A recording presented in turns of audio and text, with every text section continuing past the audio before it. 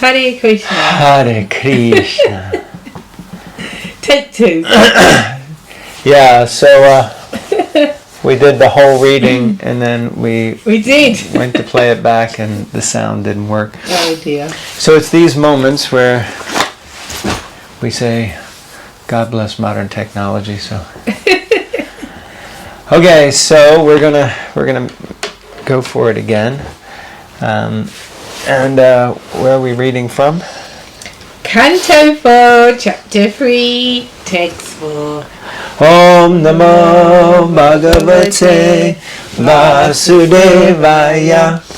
Om Namo Bhagavate Vasudevaya. Om Namo Bhagavate Vasudevaya. Text 4. While the sacrifice was being performed, many Brahma rishis, great sages, ancestral demigods and other demigods, their wives, all very nicely decorated with ornaments, attended from different parts of the universe. Purport.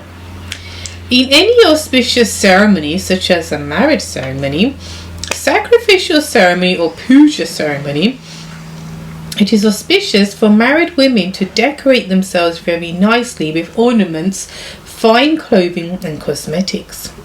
These are auspicious signs. Many heavenly women assembled with their husbands, the devashis, demigods and rajasis, in that great sacrifice named Brihaspati Sabha. It is specifically mentioned in this verse that they approached with their husbands. For when a woman is decorated nicely, her husband becomes more cheerful. The nice decorations, ornaments and dress of the wives of the demigods and sages, and the cheerfulness of the demigods and sages themselves, were all auspicious signs for the ceremony. So it sounds like it's a right good old jolly. Everyone getting dressed up, demigods, sannyasis, or Brahma rishis. Everyone. The who's who of the intergalactic planets. They're all dressed up and fancy in their Sunday best and going to this party stroke sacrifice. Stroke yagya.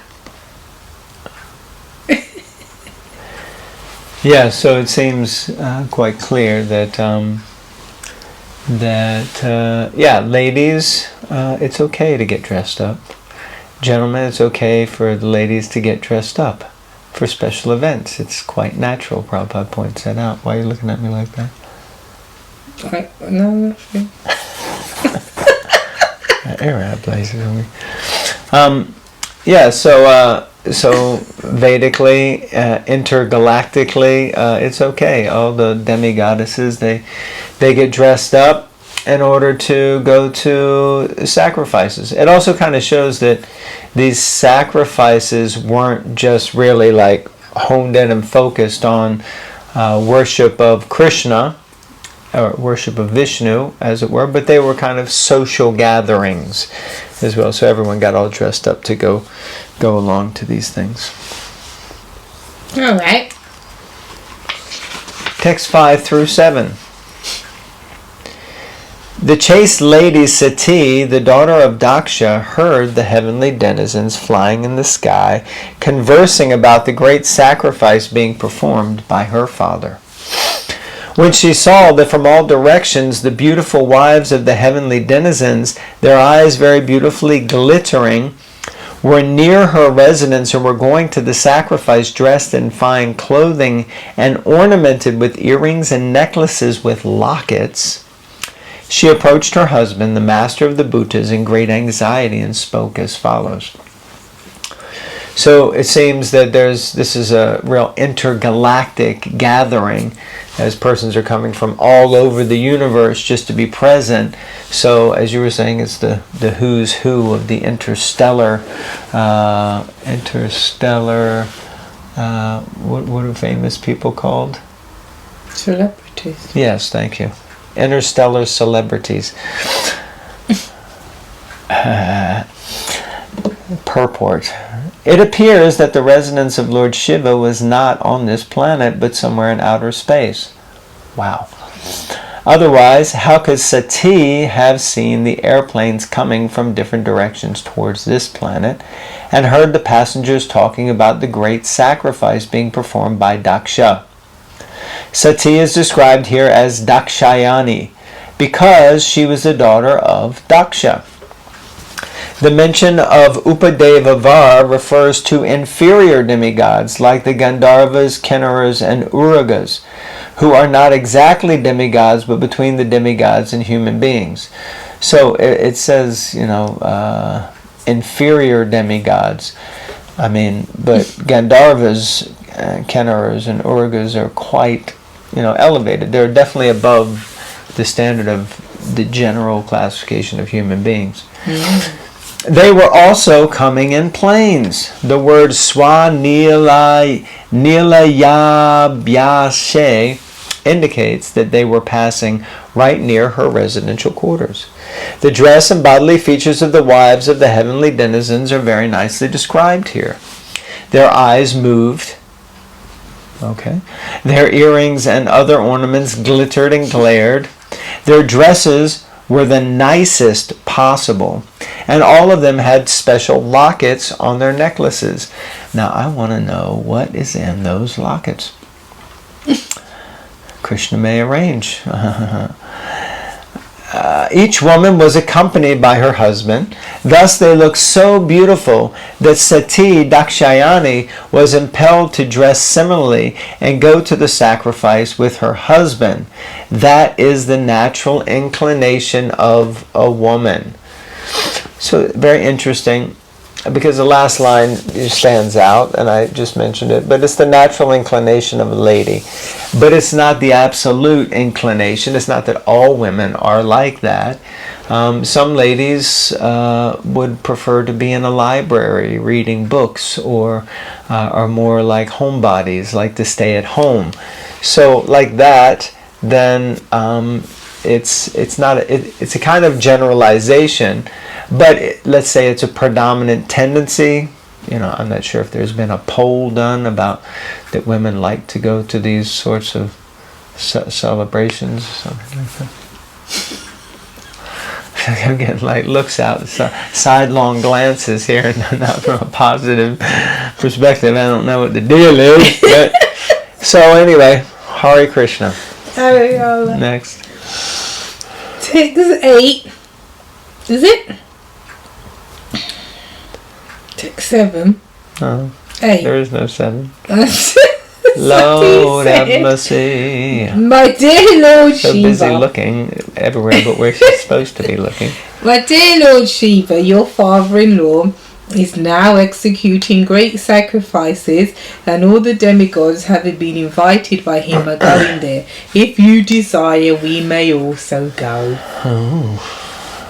Papa, Sati knew of the tension between her father and her husband, but still she expressed to her husband, Lord Shiva, that since such sacrifices were going on at her father's house, and so many demigods were going, she also desired to go. But she could not express her willingness directly, and so she told her husband that if he desired to go, then she could also accompany him. In other words, she submitted her desire very politely to her husband. Yeah, we were saying, it's a bit like when someone's hungry and then they say, "Are you hungry?" Instead of saying, "Oh, I'm hungry." Or if you're at someone's house and do you want another piece of pizza? That might be different. I have to say it might be not everyone. With you, it's. If someone's staying at your home and it's getting late and you kind of want them to go. Okay, if you're not at your home or their home but another home, and then you look at your friend, that's different, yeah. And you look at your friend and you say, "You want another pizza, do you?" When you're at a restaurant and you say, "Do you want dessert?" Yes. Anyway. Can't win today. I don't know. So gentleman, you know. So Tira, she knows, as Prabhupada explains, that there's some issue between her and her dad. So as I was saying before, this a bit naughty on her part, deliberately so, because she ain't happy about that. And she ain't happy. It's not that she ain't happy with her husband, she ain't happy with her dad and everyone else. That's not sorting that out. So this is her way of instigating something. It's quite obvious from a woman's psychology point of view, you know. So that's interesting, because when I read it, I didn't quite get that. I didn't get. What did you get? Well, I was going to say, if you hadn't rudely interrupted me. What I was kind of understanding it that, you know, the essence is she really wanted to go. She liked events like that, and she liked them at her father's house. And as we hear, she liked to get dressed up and, you know, be with all the other ladies. She's a socialite. Of course, she married, you know, the king of the Bhutas, you know, who basically probably could care less. Probably, yeah, relatively. You know, so I get that's a primary thing, that she really just wants to go. And then she knows about the tension, but she's not understanding how intense the tension is. And I think it becomes revealed later, that Lord Shiva was reluctant to really inform her just how intense that tension was. So, you know how it is with some people. They can think, oh yeah, okay, they had a little disagreement, but, you know, let's get dressed up and let's go to the party and everything will be all right. I think at best she's naive. I didn't really get that she's trying to be manipulative, because what would she be manipulating out of this? That no one said manipulative. But you said she was being naughty by trying to, you know. It will be revealed more. Yeah, but what is her naughtiness? What is she trying to be naughty about? Oh, my days. Oh, your days and nights. Tell us what is being naughty here, Mrs. Lady who knows all ladies' things. From a psychological point of view of a female, she's aware that there are problems, yet she's still willing, or not willing, because she ain't been invited, so not willing, but she's still wanting to go there and take her uninvited husband, and that's so clear that I'm looking for a fight. I'm going to bring my husband, your son-in-law, who you don't like at the moment, you know, some issues, and you're not talking, and the last sacrifice didn't really end well, let's be honest. You cursed him, he cursed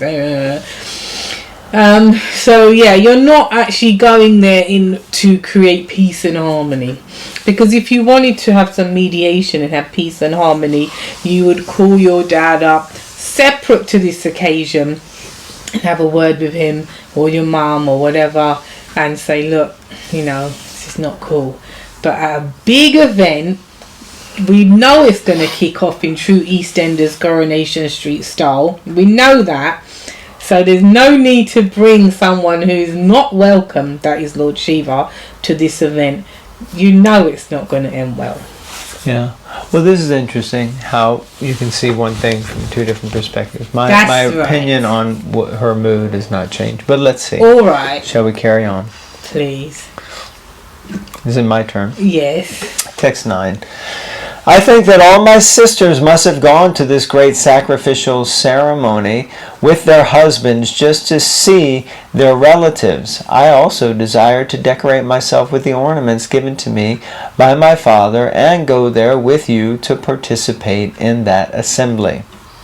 So one thing that we didn't mention from the previous verse is how Dakshayani, or Sati, is kind of using this approach of saying your father-in-law, and, you know, if you want to go, you know, so in that way she was being coercing, trying to create that, oh, you know, it's your father-in-law, you know, we should go to his house, because she didn't want to ask directly. And here she says, you know, I'm happy to go there with you to participate in that assembly. I'm happy to go there with you. That's kind of an interesting thing. Excuse me. So, Purport. It is a woman's nature to want to decorate herself with ornaments and nice dresses and accompany her husband to social functions and meet friends and relatives and enjoy life in that way. This propensity is not unusual for women. For woman is the basic principle of material enjoyment. Therefore, in Sanskrit, the word for woman is Stri, which means one who expands the field of material enjoyment. In the material world, there is an attraction between woman and man. This is the arrangement of conditional life. A woman attracts a man. And that in that way, the scope of material activities involving house, wealth, children, and friendship all increase, and thus instead of decreasing one's material demands, one becomes entangled in material enjoyment. Lord Shiva, however, is different. Therefore, his name is Shiva. He is not at all attracted by material enjoyment, although his wife Sati was the daughter of a great, very great leader and was given to him by the request of Brahma. Lord Shiva was reluctant, but Sati, as a woman, the daughter of a king, wanted enjoyment. Important points. She wanted to go to her father's house just as her other sisters might have done, and meet them and enjoy social life. Here she specifically indicated that she would decorate herself with the ornaments given by her father, someone else. She did not say that she would decorate herself with the ornaments given by her husband, because her husband was callous about all such matters. Okay, so all you callous men out there, at least you're in the category of Lord Shiva. And because her husband was callous, yes, he did not know how to decorate his wife and take part in social life, because he was always in ecstasy with thoughts of the Supreme Personality of Godhead. Interesting. According to the Vedic system, a daughter is given a sufficient dowry at the time of her marriage. And therefore Sati was also given a dowry by her father, and ornaments were included. It is also custom that the husband give some ornaments, but here it is particularly mentioned that her husband, being materially almost nothing, could not do so. Therefore she wanted to decorate herself with the ornaments given by her father. It was fortunate for Sati that Lord Shiva did not take the ornaments from his wife and spend them for ganja, because those who imitate Lord Shiva by smoking ganja exploit everything from household affairs. They take all their wives' property and spend on smoking intoxication and similar other activities. It ends quite. That's crazy. I mean, Prabhupada definitely makes a bit of a generalization there, I would say, but fact of the matter is that I know people like that. In fact, and maybe he did as well, and that's why he said it. Yeah, but it's still, I mean, he equates the followers of Lord Shiva that like to smoke ganja. You know, there are probably lots of followers of Lord Shiva who smoke ganja who don't steal from their wives because they're more like babas. They're Babaji's. They're stealing something, no? Maybe they're not stealing anything. Okay. But the point is that, you know, I definitely know people like this. They're not Shiva worshippers, but because they get on drugs, then they start stealing from their parents, their family. Wives, they take all the money, people who become addicted to gambling and things like this. So, like that. The daughter is given with a sufficient dowry. Therefore, theoretically, Shiva didn't need to provide ornaments for her. What? What? Just because the dad gave dowry. That's what it says in the purport. Okay. That don't mean husbands don't provide anything. It says, it is also custom that the husband gives some ornaments. Yes, but here is particularly mentioned that her husband, being materially almost nothing, could not do so. What is going on here? So, like that. And it's a nature of women to decorate themselves, make themselves look beautiful. Hare Krishna. Ladies, make an effort, Make your men happy. That's another thing we missed from the first verse, that when the ladies dress up, the men become more happy. And then the ladies are happy, the men are happy, everyone's happy, and it's all auspicious. Alright. Radhe, Radhe. Verse 10. Last verse in purport. My sisters, my mother's sisters and their husbands and other affectionate relatives must be assembled there. So if I go, I shall be able to see them, and I shall be able to see the flapping flags and the performance of the sacrifice by the great sages. For these reasons, my dear husband, I am very much anxious to go. Purport. As stated before, the tension between the father-in-law and son-in-law persisted for a considerable time. Sati therefore had not gone to her father's house for a long while. Thus she was very anxious to go to her father's house, particularly because on that occasion her sisters and their husbands and her mother's sisters would be there. As is natural for a woman, she wants to dress equally to her other sisters and also be accompanied by her husband. She did not, of course, want to go alone. So the thing is, she wants to go, but like I was saying, aware that things ain't so good on the home front. Mm-hmm. So this is not going to end well. Yes, it appears that everyone is setting themselves up for Drama Rama. But we'll find out more next time. Stay tuned. So stay tuned. Thank you very much, everyone. Please remember to share. If you have any questions or comments, please put them in the comments box downstairs. We love the people downstairs, down below, downstairs, mate, and down under. And if anyone wants to set a Srimad Bhagavatam, let us know. We'll help sort you out. We'll come to your house, install them, do a Bhagavatam Bites session with you, for you, at your house. And have a cup of tea. Mate. Alright, thank you all very much. Hare Krishna, Srila Prabhupada Ki Jai.